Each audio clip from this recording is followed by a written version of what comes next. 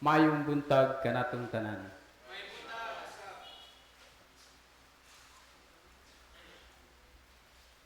Dako kayo nga pribilehiyo nga ako ang gihattahasan sa pagdasig kaninyo igsoon. Kini nga panahon, kini nga pagkabanhaw ni Ginoong Jesucristo, dako kay kini nga gasa kanatong tanan. Tungod kay sa atong pagkinabuhi nini nga kalibutan, kung wala ang Dios, wala di kitay mahimo. Kini mao ang naisulat nga ang Mesiyas kinahanglan nga mag-antos ug unya mabanhaw sa ikatulong adlaw. Kinahanglan nga isangyaw pinaagi sa iyang ngalan ang mensahe mahitungod sa paghinulsol o sa pagpasaylo sa mga sala. Mga igsoon, kini nga pagpasaylo, kini nga paghinulsol, kita ang magbuhat niini. Tungod kay musugot kitag sa dili, tungod sa atong pagkatawhanon, makasasala kita. Ako, kamo, kitang tanan, tungod sa atong pagkatawhanon, ubos kita sa pagmando sa sala. Mao kini mga igsoon, nga ang atong Ginoong Jesucristo, tungod sa iyang dakong paghigugma kanato,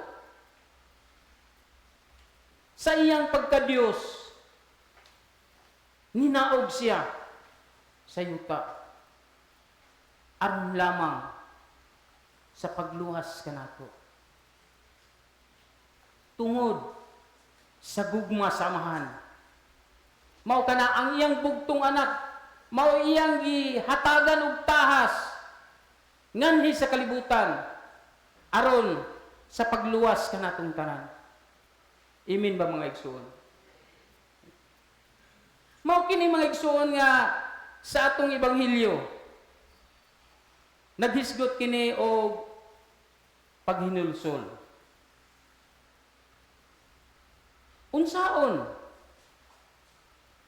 Unsaon ang paghinulsol?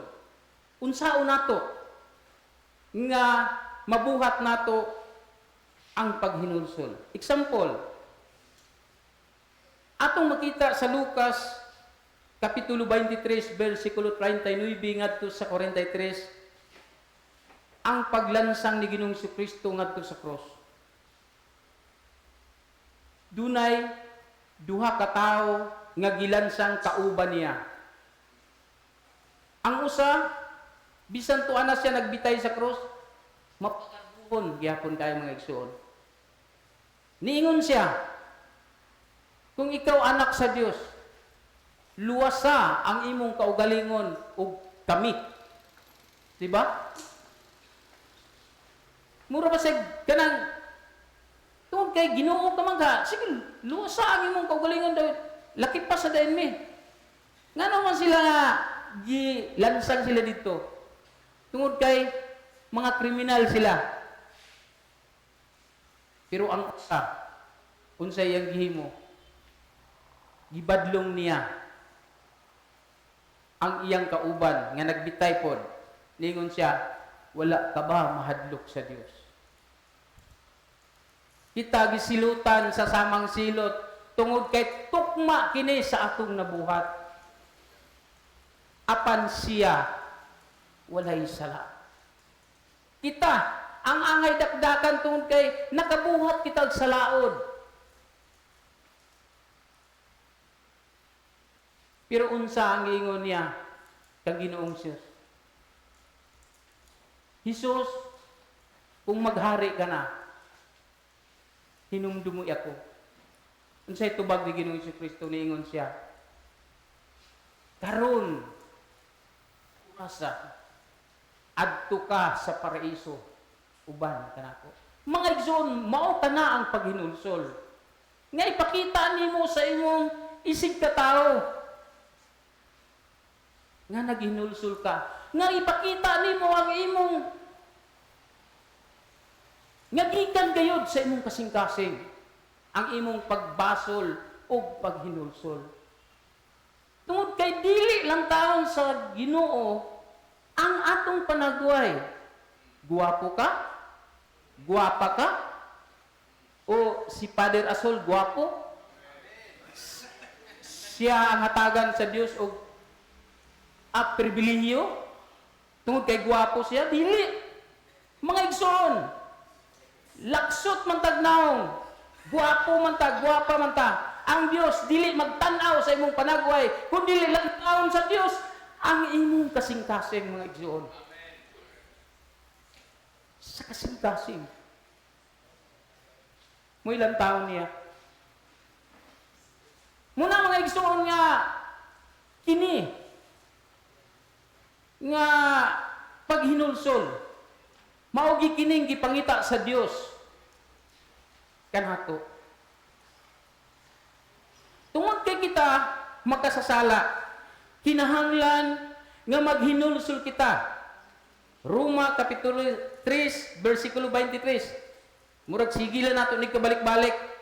Nakasala ang tanan og nahilayo sa himaya sa Dios. Ato na ning madungog kapila nga mga kuan Roma 3:23. Pero unsa man kita?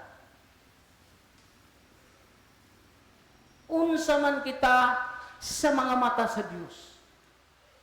Ikaw, kamo, kita. Tungod kay nakasutatan ko, guwapo kay ko, dayon kung lantaw ninyo, balaan kay ko, naka-cross, pero pariha rata mga igsuon, makasasala gyapon ko. Mao nang mangayo kog kapasayloan sa Dios. Ginoo pasaylo ako tungod kay tawhanon kita. Mao na mga igsuon. Kay ang Dios 100% nga dili siya makasala. Tungod kay Dios siya, damhanan siya, tag-iya sa tanang butangan niya sa kalibutan. Ang Dios perfect. Kita mga igsuon. Nganong niya ta dire? Unsa may tuyo nato din aron magpasinaw sa bangko? Dili. Ni anhi ta din tungod kay kitang tanan puro ta mga masakiton. Muduol ta sa lamisa aron pag-ambit sa Eucharistia, pag-ngayo sa Dios sa kapasayloan sa atong mga sala. Tungod sa atong pagkatawhanon kay makasala kita. Dili insented kami. Kitang tanan mga igsuon. Obispo man ka, pare man ka, diakono man ka, liman man ka, o kitang tanan. Makasala ta. Atubahan naman sa Dios. Munang niya kita. Nisimba. Tungod sa atong mga sala. Pero ang Dios nga nagtan-aw kanato sa atong gibuhat, nalipay siya. Muingon niya ang Dios nga ikaw, kamo, nga gipanalanginan sa akong amahan, ambit sa akong kalipay, mao ang Eucharistia. Ambit sa pamahaw karon pamahaw sa Ginoo kay kamo ang gipanalanginan sa akong amahan. Padayon ta. Dirita sa istorya. Makakatawa ta dani pero kung atong pamalandungan dako kay kinisig pantulunan. Nay usa ka tawo mapagarbuhon siya.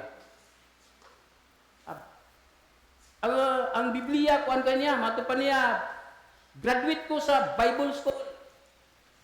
Pangutana mo na ko kung unsa ang pinaagi lang sa Biblia. Kaya tubagon to mo. Murawag ka ng maayo ko, maayo. Oh, unsay ingon. Dayon nay sa ka igsuon nga ni duol. Nangutana siya. Brad, nahibalo ka ba? Unsa nga klase sa manok? Unsa nga klase sa manok ang mitugtugaok sa paglimod ni Pedro ni Ginoong Hesukristo? Wala siya katubag. Pero nang hinambog siya una, nga Biblia man to, gikan mo to sa Biblia. Wala siya nakatubag, di man siya sugarol. Di man siya kabalo nga, unsay kaber, unsay katong Texas, unsay nga klase sa manok. Bible raman yang di ba? Bible raman yang gitunan. Wala siya kay balo. Ninganga. Di ba? Napag-isa. Niyad to. Ingko Brad, maayo magkakasa ka ng kuan, kanang Bible school. Unsay mga ngalan ni adtong gipakaon ni Ginoong Hesukristo nga mga lalaki sa katong 5,000 ka tawo nga gipakaon ni Ginoong Hesukristo. Wa gyapon siya nakatubag, wa gali labot bata o babae dato puro gid lalaki. Wa siya katubag. 5,000 ka tawo nganlan nimo ang mga ngalan sa tag-usa. Unsay pagtulunan mga igsuon dito? Ako ro say mo katubag kay ako may na istorya. Mga igsuon, tungod kana sa atong pagkatawhanon nga nagpasigarbo kita tungod kay naa kanato ang tanan, na ako'y ako, na ako'y kahibalo, na ako tanan, kwarta, bulawan, na ako. Pero sa Dios, pobre ka man, dato ka man, patas. Patas. Kay ang Dios, wala siya nagtanaw sa tao nga yaman ka, kwartahan ka. Natoy pare, nagmisa, ningon siya, ang tao kuno kwartahan kay siya, tagiya kay siya og mga dagkong sakyanan, daghan kay ang sakyanan, pero pagkamatay niya sara ka mo kay sakyan. Pamatay na bagay, pader unsa nga sakyanan? Starex. Starex na sakyanan, ba? Dagko ka kay balay. Tungod kay kwartahan ka lagi, milyonaryo. Pagkamatay nimo, gamay kay mong balay. Skinado pag yun. Paslak ka dito. Wala. Wala ang tanan, wala ang tanan. Busa mga igsoon. Ang ato di ay nga buhaton niini nga kalibutan. Maura gyud ang pagtuman, ang pagsunod, ang pagbuhat sa matarong, aron ang Dios mahimuot sa atong gibuhat. Amen ba mga igsoon? Amen. Salamat sa Dios. Inana mga igsoon, mupadayon ka. Naghisgot kini sa paghulat dinhi. Kita hangtod nga mokunsad ang Espiritu Santo, ang gahom sa Dios gikan sa kahitasan. Dili kita magdali, kay ang magdali magkamali.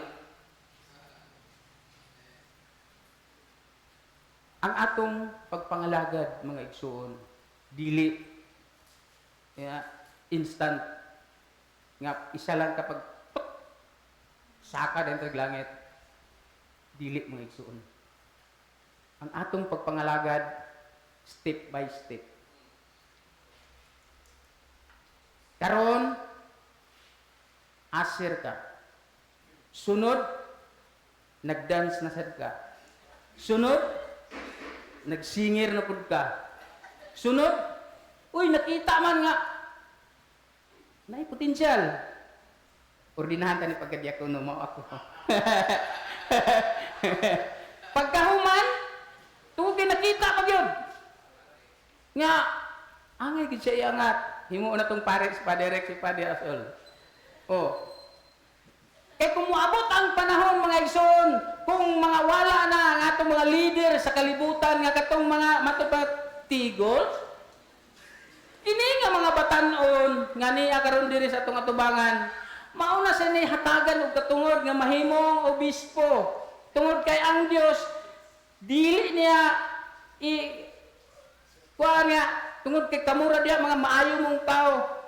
Lantaon sa Dios ang kasing-kasing munang gitudlo niya, ikaw mahimo kang obispo, ikaw mahimo kang pare, ikaw bisag putot ka, mahimo kang diakono. Na mga igsuon. Makining dili gid kuno ta magdali-dali. Nag-ingon ang pulong sa Dios. Padayon ta.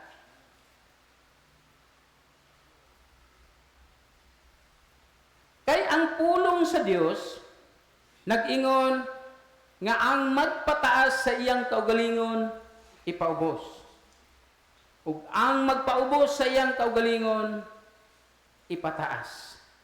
Mga igsoon, pulong sa Dios. Kung kinsa katong magpapagarbuhon, kung unsa kuno kataas sa imong paglupad ni abot ka na dito sa kawanangan, mausag kuno to ang imong pagkahagsa.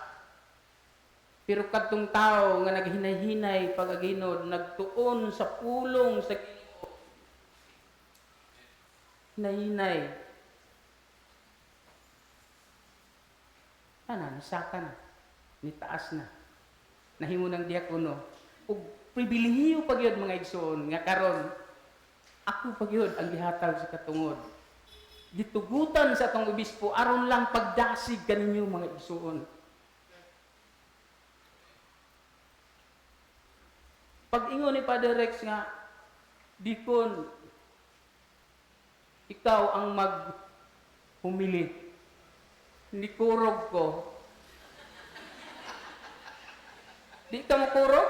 Kamu, naamo daw, mga igsuon ako. Dayon, usar ako. Nakikatubang ko ninyo. Wala ko'y grado, tinood lang mga igsuon. Dili ko maulaw pagsulti. Wala ko ka-graduate o elementary. Tungod kay bulakbul kay ko sa una. Ang ayaw naman siya akong gihimo sa una, naluoy ko sa akong inahan. Kay nga no, moingon na akong mama nga, to, bantay ang imong manghod kay lakaw mi dito. Ang giuna-una na ako, ang akong mama, wala ko nagkuhan nga mag-eskwela. Naamay, ako mga apuhan na may mga naa sa ila, pwede ko maka-adto dito, pa-eskwelahan ko. Lula, pwede. Pero ang ako, ang sara ako, naluoy ko sa akong inahan, kay nagkabayayat pag gungun sa bata. Kay nagmatay ang akong papa, 35 pang edad. Ang akong edad in taon, 5 pagkatuig. Nawala ng akong amahan. Ang akong mama, kay batanon pa, na nayag panitsit, minyo ko to akong mama. Napag-imib, manghod nga, isa pagkatuig in taon, gibiyaan sa akong papa. Nagminyo ako mama, unom may kabuok, ang gidugang niya, tulo kabuok. Unom plus tulo, 9. May gani, kagikuha sa Ginoo ang duha. Kamay na lang. Ang kamangkura na mo, diya sa lipunan. Gikan ko sa Cagayan, nagtrabaho ko, pag abot na ko sa lipunan, siya, ag-ingko man siya na ko. Ingko, ayaw ko biyae. Ingko nga naman. So, simang uli naman diya sa Ginoo. Niuli siya. Katong among ikaduha nga igsoon, silbi half brother na mo, dinhi. Mansyon sa una, nagkuhan pa tong mansyon. Nag-duty to siya, kaya guwapong kitog lawas, matso kayo. Sige na mag-uban-uban sa kong asawa in taon. Angga, ang ingala na to. Angga! Pag binuutan lagi, ayaw na dana, kakabalo mami nga. Kung saan kay guwapo god, matso kag lawas na, ang babae na to, kanahon rab, muduol ang babae dito ba? Murabag, unsa bag anting-anting, ani nga bata nga. Sige ginamagbadlong, sige gikan mi diri simbahan at tuon na mo dito sa barangay hall ingno na angga biya na dana. Kay ngano temporary ra na siya. Dili gyud, katawa mo lang mo ingon na ingko. Enjoy kay ko, enjoy kay ko. Niabot ang panahon, ang panudya.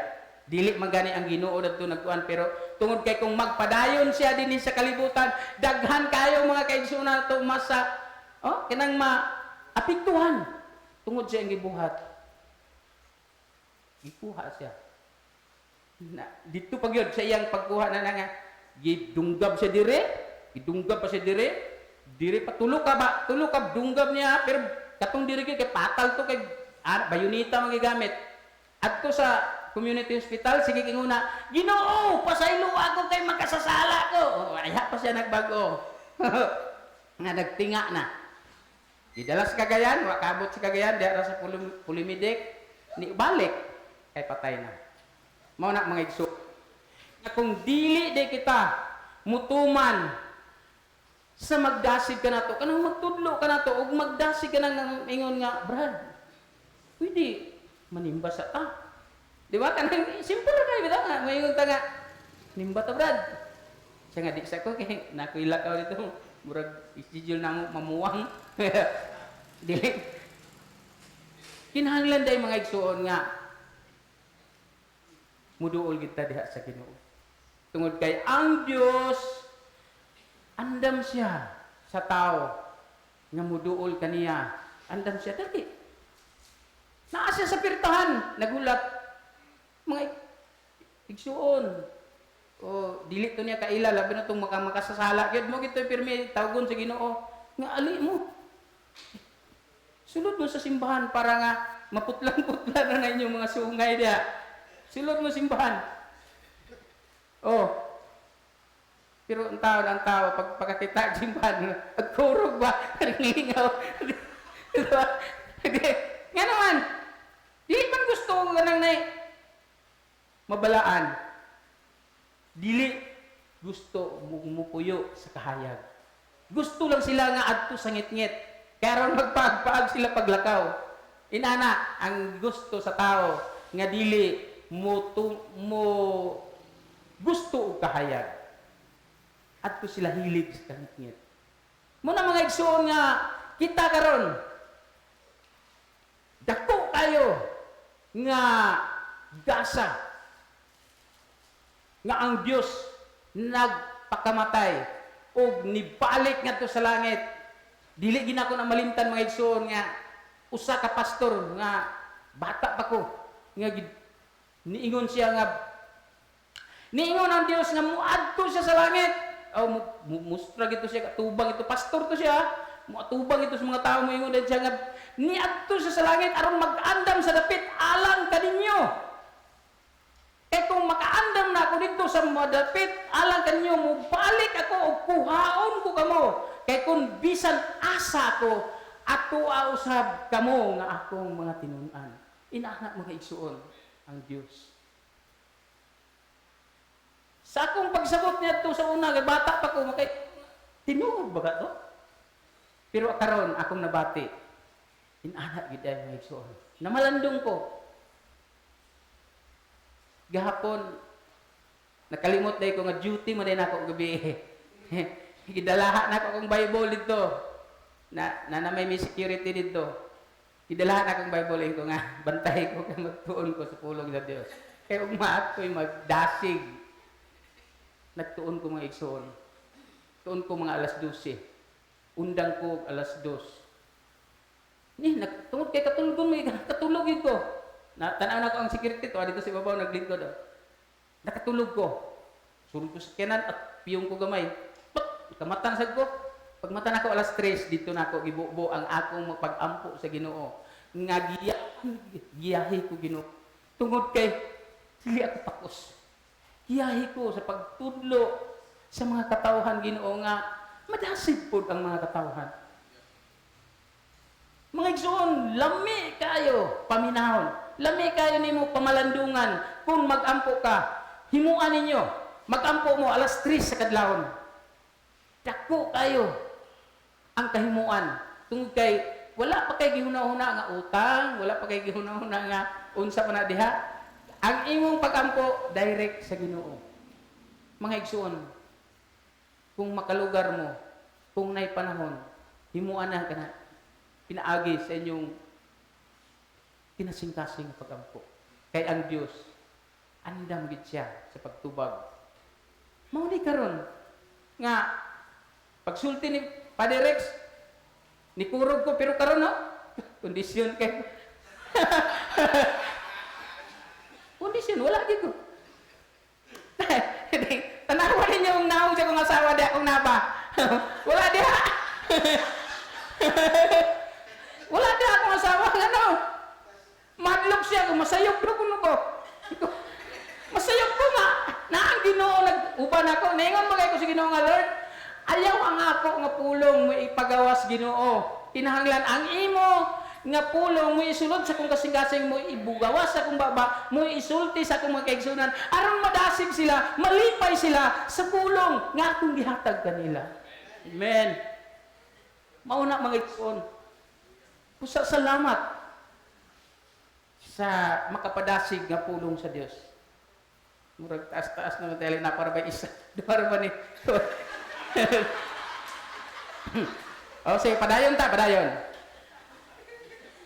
Ug samtang gipanalanginan sila, mibiya sila ug gibayaw ngadto sa langit. Pangutana. Ang panalangin nga nadawat nila unsa man, gipanalanginan sila before ni kayab ang Ginoo. Kita karon, kamo, unsa may inyong mga una-una? Unsa may gihatag nga panalangin sa Ginoo? Tingali sa ako, akong una-una karon, kwarta. Panalangin gud, di ba? Ang uban pod, nangingon po sila. Balay. Panalangin. Ang uban pod, yuta. Ang uban pod, katong hili ko ka na. Sakyanan. Pero mga igsoon dili. Ang panalangin nga gihatag sa Dios mao kini. Unang Korinto kapitulo 12 bersikulo 1 ngadto sa 11. Dili na lang ako pasahon kay taas na gid kayo. Ang una, gihatag niya, kaalam. Ikaduha, mensahe sa kahibalo, sa pagtuo o pag-ayo sa mga masakiton. Ikaupat, mga milagro, sumala sa iyang pagbuot sa Dios ng Dios. Mao kato ng mga panalangin ang gihatag. Kaalam. Ang tao kung doon na iyang kaalam, dili na gid siya makabuhat og dautan sa iyang igsuon. Tungod kay ana-ana ang kaalam diha sa iyang kasing-kasing. Dili na siya makaingon sa tao nga bagong ka.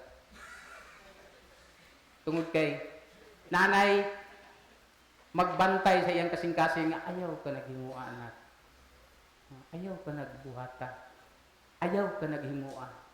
Kay ang Dios gugma. Mao na mga igsoon. Hapit na ta mahumano. Sa iyang pagbuot, sa katapusan, ang mga tao na mauli nga malipayon ug gidayeg nila ang Dios kay nasinati nila ang grasya nga dadawat nila gikan sa Dios nga mao ang Espiritu Santo. Sa katapusan mga igsoon, pudiha ni Kristo, nagdasig ako kaninyo. Padayon kamo sa pag-alagad sa Ginoo. Kaya ang inyong pag-alagad, anuda kinay mapaabot nga ganti gikan sa Dios. Amen. Dalaygon ang Dios pinaagi sa iyang pulong. Maibuntag ka natin.